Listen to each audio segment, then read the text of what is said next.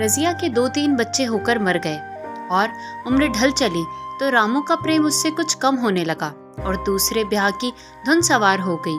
आए दिन रजिया से बकझक होने लगी। रामू एक ना एक बहाना का खोजकर रजिया पर बिगड़ता और उसे मारता और अंत में वह नई स्त्री ले ही आया। उसका नाम था दासी। चंपई रंग था, बड़ी बड़ी आंखें, जवानी की उम्र, पीली कुशांगी रजिया भला इस नव यौवना के सामने क्या जचती। फिर भी वह जाते हुए स्वामित्व को जितने दिन हो सके अपने अधिकार में रखना चाहती थी। तिगड़ते हुए छप्पर को दुनिया से संभालने की चेष्टा कर रही थी। इस घर को उसने मर मर कर बनाया है, उसे सहज ही में नहीं छोड़ सकती। वह इतनी बेसमझ नहीं कि घर छोड़कर ही चली जाए और दासी राज करे। एक दिन रजिया ने रामू से कहा, मेरे पास साड़ी नहीं है, जाकर ला दो। रामू उसके एक दिन पहले दासी के लिए अच्छी सी चुंदरी लाया था। रजिया की मांग सुनकर बोला, मेरे पास अभी रुपया नहीं है। रजिया को साड़ी की उतनी चाह न थी जितनी रामू और दसिया के आनंद में विघ्न डालने की थी। बोली, रुपए नहीं थे तो कल अपनी चहेती के लिए चुंदरी क्यों लाए? चुंदरी के बदले उसी दाम में 2 साड़ी लाते तो एक मेरे काम ना आ जाती। रामू ने स्वेच्छा भाव से कहा, मेरी इच्छा, जो चाहे करूंगा, तू बोलने वाली कौन है? अभी उसके खाने खेलने के दिन है, तू चाहती है उससे अभी से नॉन तेल की चिंता में डाल दूं? यह मुझसे ना होगा। मुझे ओढ़ने पहनने की साथ है तो काम कर। भगवान ने क्या हाथ पैर नहीं दिए? पहले तो घड़ी रात उठकर काम धंधे में लग जाती थी, अब उसकी ढाह में पहर दिन तक पड़ी रहती है। तो रुपए क्या आकाश से गिरेंगे? मैं तेरे लिए अपनी जान थोड़े ही दूंगा। रजिया ने कहा, तो क्या मैं उसकी लौंडी हूँ? वह रानी की तरह पड़ी रहे और मैं घर का सारा काम करती रहूं? इतने दिनों छाती फाड़कर काम किया, उसका यह फल मिला। तो अब मेरी बला काम करने आती है। मैं जैसे रखूंगा वैसे ही तुझे रहना पड़ेगा। रामू बोला, मेरी इच्छा होगी रहूंगी, नहीं अलग हो जाऊंगी। जो तेरी इच्छा हो कर, मेरा गला छोड़। आखिर में रामू बोला, अच्छी बात है, आज से तेरा गला छोड़ती हूँ, समझ लूंगी विधवा हो गई। रामू दिल में इतना तो समझता था कि यह गृहस्थी रजिया की जोड़ी हुई है, चाहे उसके रूप में उसके लोचन विलास के लिए आकर्षण न हो। संभवतः कुछ देर के बाद वह जाकर रजिया को मना लेता, पर दासी भी कूटनीति में शामिल थी। उसने गर्म लोहे पर चोटें जमाना शुरू की। बोली, आज देवी की किस बात पर बिगड़ रही थी? रामू ने उदास मन से कहा, तेरी चुंदरी के पीछे रजिया महाभारत मचाए हुए है। अब कहती है अलग रहूंगी। मैंने कह दिया, तेरी इच्छा जो कर। दसिया ने आंख मुट कर कहा, यह सब नखरे हैं कि आकर हाथ पैर जोड़े, मन मान करे और कुछ नहीं। तुम चुपचाप बैठे रहो, 2-4 दिन में आप ही गर्मी उतर जाएगी। तुम कुछ बोलना नहीं, उसका मिजाज और आसमान पर चढ़ जाएगा। रामू ने गंभीर भाव से कहा, दासी तुम जानती हो वह कितनी घमंडिन है। वह मुंह से जो बात कहती है उसे करके छोड़ती है। रजिया को भी रामू से ऐसी कृतज्ञता की आशा न थी। वह जब पहले की से सुंदर नहीं थी, इसलिए रामू का उससे प्रेम नहीं है। पुरुष चरित्र में यह कोई असाधारण बात न थी, लेकिन रामू उससे अलग रहेगा इसका उसे विश्वास न आता था। यह घर उसी ने पैसा पैसा जोड़कर बनवाया, गृहस्थी भी उसी की जोड़ी हुई है, अनाज का लेन देन उसी ने शुरू किया। इस घर में आकर उसने कौन कौन से कष्ट नहीं झेले, इसीलिए तो कि पौरुख थक जाने पर एक टुकड़ा चैन से खाएगी और पड़ी रहेगी। और आज वह इतनी निर्दयता से दूध की में मक्खी की तरह निकाल कर फेंक दी गई। रामू ने इतना भी नहीं कहा, तू अलग नहीं रहने पाएगी, मैं तो खुद मर जाऊंगा या तुझे मार डालूंगा, पर तुझे अलग न रहने दूंगा। तुझसे मेरा ब्याह हुआ है, कोई हंसी टट्टा नहीं हुआ है। तो जब रामू को उसकी परवाह नहीं, तो वह रामू को क्यों परवाह करे? क्या सभी स्त्रियों के पुरुष बैठे होते हैं?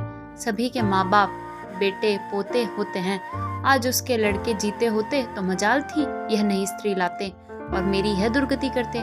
इस निदय को मेरे ऊपर इतनी भी दया नहीं आई। नारी हृदय की सारी पारदर्शिता इस अत्याचार से विद्रोह करने लगी। वही आग जो मोटी लकड़ी को स्पर्श भी नहीं कर सकती, वो उसको जलाकर भस्म कर देती है। दूसरे दिन रजिया एक दूसरे गांव में चली गई। उसने अपने साथ कुछ ना लिया। जो साड़ी उसके देह पर थी वह उसकी सारी संपत्ति थी। विधाता ने उसके बालकों को पहले ही छीन लिया था, आज घर भी छीन लिया। रामू उस समय दासी के साथ बैठा हुआ आमोद विनोद कर रहा था। रजिया को जाते देखकर शायद वह समझ ना सका कि वह चली जा रही है। रजिया ने यही समझा, इस तरह चोरों की भांति वह जाना भी नहीं चाहती। वह दासी को, उसके पति को और सारे गांव को दिखा देना चाहती है कि वह इस घर से ढेले की भी चीज नहीं ले जा रही। गांव वालों की दृष्टि में अपमान करना ही उसका लक्ष्य था। उसके चुपचाप चले जाने से तो कुछ भी ना होगा। रामू उल्टा सबसे कहेगा, रजिया घर की सारी संपदा उठा ले गई। उसने रामू को पुकार कर कहा, संभालो अपना घर, मैं जाती हूँ। तुम्हारे घर की कोई भी चीज नहीं अपने साथ ले जाती। रामू एक क्षण के लिए कर्तव्य भ्रष्ट हो गया। क्या कहे, उसकी समझ नहीं आया। उसने आशा न थी कि वह यों जाएगी। उसने सोचा था जब वह घर ढो लेने जाएगी तब वह गांव वालों को दिखाकर उनकी सहानुभूति प्राप्त करेगा। अब क्या करे? दसिया बोली, जाकर गांव में ढिंडोरा पीट आओ, यहाँ किसी का डर नहीं। तू अपने घर से ले ही क्या आई थी, जो कुछ लेकर जाएगी। रजिया ने उसके मुंह न लगकर रामू ही से कहा, सुनते हो अपनी चहेती की बातें, फिर भी नहीं मुंह खुलता। मैं तो जाती हूँ, लेकिन दस्सो रानी, तुम भी बहुत दिन राज ना करोगी। ईश्वर के दरबार में अन्याय नहीं फलता, वह बड़े बड़े घमंडियों का घमंड चूर कर देते हैं। दसिया ठट्ठा मारकर हंसी, पर रामू ने सिर झुका लिया। रजिया चली गई। रजिया जिस नए गांव में आई थी वह रामू के गांव से मिला हुआ था, अतएव यहाँ के लोग उससे परिचित है। वह कैसी कुशल गृहिणी है, कैसी मेहनती, कैसी बात की सच्ची, यह यहाँ किसी से ना छिपा था। रजिया को मजदूरी मिलने में कोई बाधा ना हुई। जो एक लेकर दो का काम करे, उसे काम की क्या कमी। 3 साल तक रजिया ने कैसे काटे, कैसे एक नई गृहस्थी बनाई, कैसे खेती शुरू की, इसका बयान करने बैठे तो पोथी हो जाए। संचय के जितने मंत्र हैं, जितने साधन हैं, वे रजिया को खूब मालूम थे। फिर अब उसे लाग हो गई थी, और लाग में आदमी की शक्ति का वारापड़ नहीं रहता। गांव वाले उसका परिश्रम देखकर दांतों तले उंगली दबाते थे। वह रामू को दिखा देना चाहती थी, मैं तुमसे अलग होकर भी आराम से रह सकती हूँ। अब वह पराधीन नारी नहीं है, अपनी कमाई खाती है। रजिया के पास बैलों की एक अच्छी जोड़ी है। रजिया उन्हें केवल खली भूस देकर नहीं रखती, रोज 2-2 रोटियां भी खिलाती है। फिर उन्हें घंटों सहलाती है। कभी कभी उनके कंधों पर सिर रखकर रोती है और कहती है, अब बेटे हो तो, पति हो तो तुम ही हो। मेरी जान अब तुम्हारे ही हाथ में है। दोनों बैल शायद रजिया की भाषा और भाव समझते हैं। वे मनुष्य नहीं हैं, बैल हैं। दोनों सिर नीचा करके रजिया का हाथ चाटकर उसे आश्वासन देते हैं। वे उसे देखते ही कितने प्रेम से उसकी ओर ताकने लगते हैं, कितने हर्ष से कंधा झुलाकर जुआ रखवाते हैं और कैसा जी तोड़कर काम करते हैं। यह वे लोग समझ सकते हैं जिन्होंने बैलों की सेवा की है और उनके हृदय को अपनाया है। रजिया इस गांव की चौधराइन है। उसकी बुद्धि, जो पहले नित्य आधार खोजती रहती थी और स्वच्छंद रूप से अपना विकास न कर सकती थी, अब छाया से निकलकर प्रौढ़ और उन्नत हो गई है। एक दिन रजिया घर लौटी तो एक आदमी ने कहा, तुमने नहीं सुना चौधराइन, रामू तो बहुत बीमार है, सुना 10 लंघन हो गए हैं। रजिया ने उदासीनता से कहा, जूड़ी है क्या? जूड़ी नहीं, कोई दूसरा रोग है, बाहर खाट पर पड़ा था। मैंने पूछा, कैसे जी रामू? तो रोने लगा, बुरा हाल है, घर में एक पैसा भी नहीं दवा दारू के। दसिया के एक लड़का हुआ है, वह तो पहले भी काम धंधा ना करती थी और अब तो लड़का कोरे के कैसे काम करने जाए। सारी मार रामू के सिर जाती है। फिर गहने चाहिए, नई दुल्हन, यों कैसे रहे। रजिया ने घर में जाते हुए कहा, जो जैसा करेगा आप भरेगा। लेकिन अंदर उसका जी ना लगा। वह एक क्षण में फिर बाहर आई। शायद उस आदमी से कुछ पूछना चाहती थी और इस अंदाज से पूछना चाहती थी मानो उसे कुछ परवाह नहीं है, पर वह आदमी चला गया। रजिया ने पूर्व पश्चिम जा जाकर देखा, वह कहीं ना मिला। तब रजिया द्वार के चौखट पर बैठ गई। उसे वे शब्द याद आए जो उसने 3 साल पहले रामू के घर से चलते समय दिए थे। उस वक्त जलन में उसने वह शाप दिया था। अब वह जलन न थी, समय ने उसे बहुत कुछ शांत कर दिया था। रामू और दासी की हीनावस्था अब ईर्ष्या के योग्य नहीं, दया के योग्य थी। उसने सोचा, रामू को 10 लगन हो गए हैं तो अवश्य ही उसकी दशा अच्छी ना होगी। कुछ ऐसा मोटा ताजा तो पहले ही भी न था। 10 लगन ने तो बिल्कुल ही भुला डाला होगा। फिर इधर खेती बाड़ी में भी टोटा हो रहा है। खाने पीने को भी ठीक ठीक ना मिला होगा। पड़ोस की एक स्त्री ने आग लेने के बहाने आकर पूछा, सुना रामू बहुत बीमार है, जो जैसी करेगा वैसी ही पाएगा। तुम्हें इतनी बेदर्दी से निकाला, कोई अपने बैरी को भी नहीं निकालेगा। रजिया ने टोका, नहीं दीदी ऐसी बात न थी, वे तो बेचारे कुछ बोले ही नहीं, मैं चली तो सिर झुका लिया। दसिया के कहने में आकर वह चाहे जो कुछ कर बैठे हों, यों मुझे कभी नहीं कहा, किसी की बुराई क्यों करूं? फिर कौन मर्द ऐसा है जो औरतों के बस में नहीं होता? दसिया के कारण उनकी यह दशा हुई है। पड़ोसिन ने आग न मांगी, मुंह फेर कर चली गई। रजिया ने कलसा और रस्सी उठाई और कुएं पर पानी खींचने गई।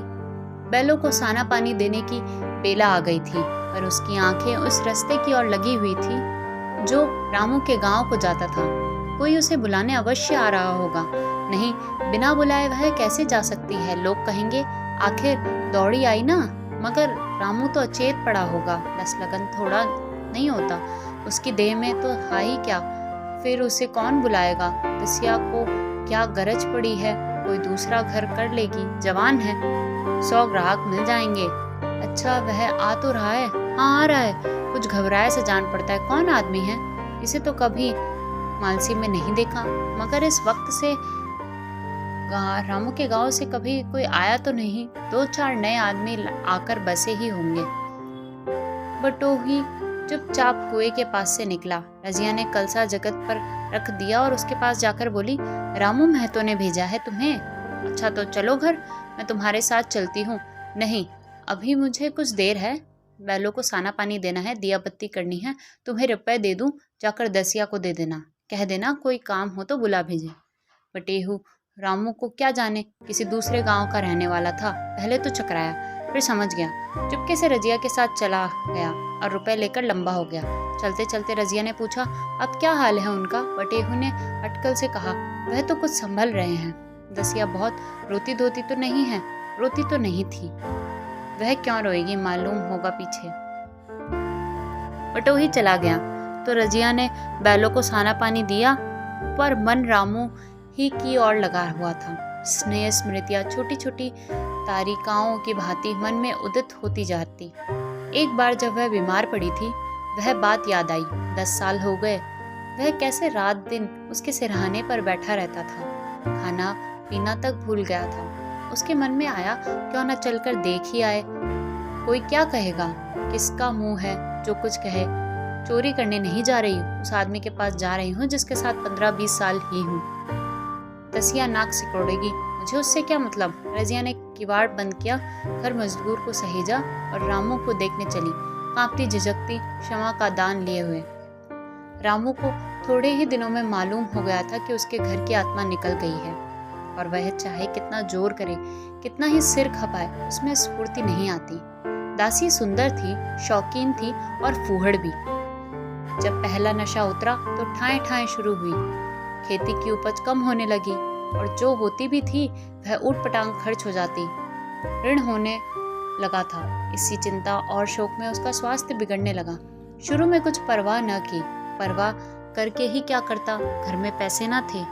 अताइयों की चिकित्सा ने बीमारी की जड़ और मजबूत कर दी और आज 10-12 दिन से उसका दाना पानी छूट गया था। मौत के इंतजार में खाट पर पड़ा करहा रहा था और अब वह दशा हो गई थी जब हम भविष्य से निश्चिंत होकर अतीत में विश्राम करते हैं। जैसे कोई कादिर आगे का रास्ता बंद पाकर पीछे लौटे। रजिया को याद करके वह बार बार रोता और दासी को कोसता, तेरे ही कारण मैंने उसे घर से निकाला। वह क्या गई, लक्ष्मी चली गई, मैं जानता हूँ। अब भी बुलाऊं तो दौड़ी आएगी, लेकिन बुलाऊं किस मुंह से?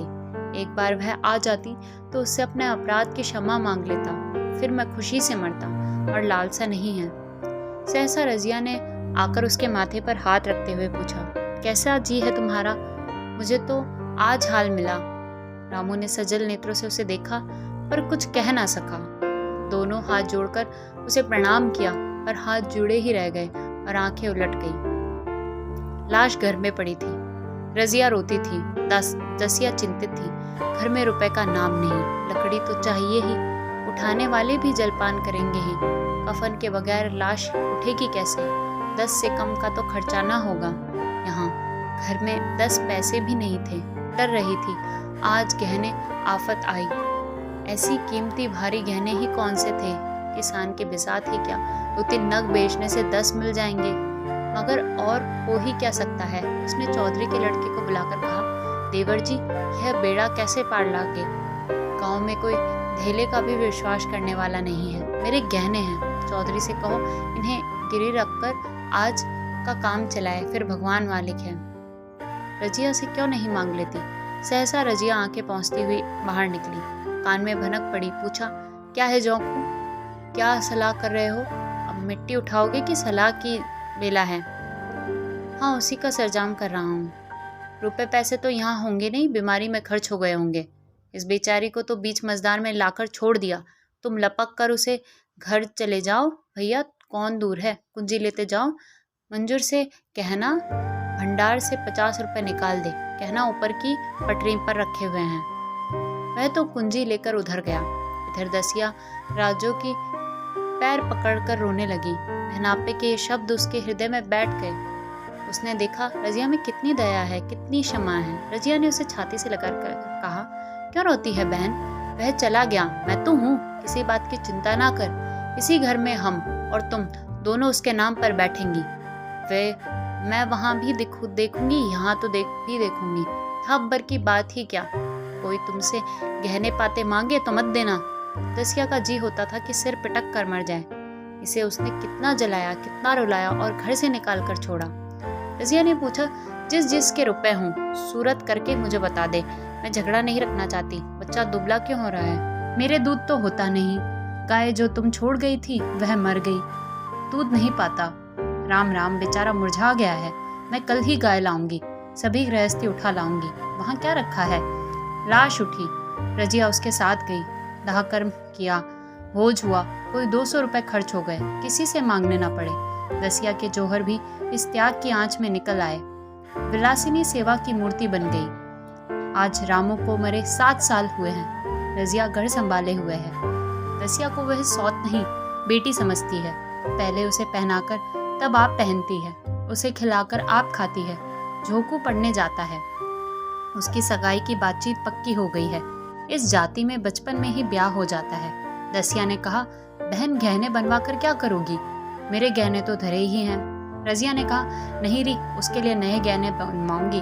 अभी तो मेरा हाथ चलता है, जब थक जाऊं तो जो चाहे करना। तेरे अभी पहनने ओढ़ने के दिन है तो अपने गहने रहने दे। नाइन ठकुर सुहाती करके बोली, आज जोखू के बाप होते तो कुछ और ही बात होती। रजिया ने कहा, वे नहीं है तो क्या, मैं तो हूँ। वे जितना करते मैं उसका दुख ना करूंगी। जब मैं मर जाऊं तब कहना जोखू का बाप नहीं है। ब्याह के दिन दसिया को रोते देखकर रजिया ने कहा, बहू तुम क्यों रोती हो? अभी तो मैं जीती हूँ, घर तुम्हारा है, जैसे चाहो रखो। मुझे एक रोटी दे दो बस, और मुझे क्या करना है? मेरा आदमी मर गया, तुम्हारा भी अभी जीता है। दसिया ने उसकी गोद में से रख दिया और खूब रोई। जीजी तुम मेरी माता हो, तुम ना होती तो मैं किसके द्वार पर खड़ी होती। घर में तो चूहे लौटते थे, उनके राज में मुझे दुख ही दुख उठाने पड़े। सुहाग का सुख तो मुझे तुम्हारे राज में मिला। मैं दुख से नहीं रोती, रोती हूँ भगवान की दया पर कि कहाँ मैं और कहाँ यह खुशहाली। रजिया मुस्कुरा कर रोती।